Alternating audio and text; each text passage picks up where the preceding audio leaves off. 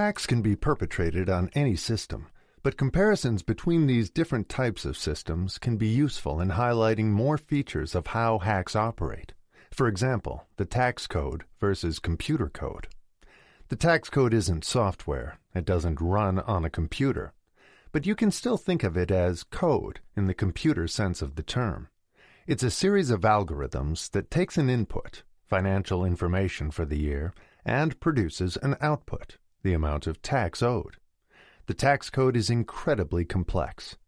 Maybe not for most of us as individuals, but there are a bazillion details and exceptions and special cases for rich people and businesses of various kinds. It consists of government laws, administrative rulings, judicial decisions, and legal opinions. It also includes the laws and regulations governing corporations and various types of partnerships. Credible estimates of the size of it all are hard to come by. Even experts had no idea when I asked. The tax laws themselves occupy about 2,600 pages. IRS regulations and tax rulings increase that to about 70,000 pages. The laws involving corporate structures and partnerships are equally complicated, so I'm going to wave my hand and assume a total of 100,000 pages, or 3 million lines, for the U.S. tax code. Microsoft Windows 10 takes up about 50 million lines of code. It's hard to compare lines of text to lines of computer code, but the comparison is still useful. In both examples, much of that complexity is related to how different parts of the code interact with each other.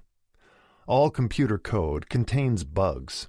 These are mistakes in specification, mistakes in programming, mistakes that occur somewhere in the process of creating the software, mistakes as pedestrian as a typographic error or misspelling.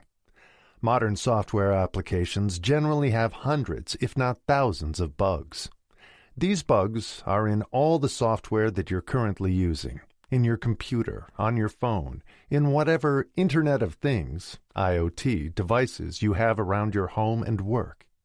That all of this software works perfectly well most of the time speaks to how obscure and inconsequential these bugs tend to be. You're unlikely to encounter them in normal operations, but they're there, like so many parts of the tax code that you never encounter. Some of those bugs introduce security holes. By this, I mean something very specific. An attacker can deliberately trigger the bug to achieve some effect undesired by the code's designers and programmers. In computer security language, we call these bugs vulnerabilities.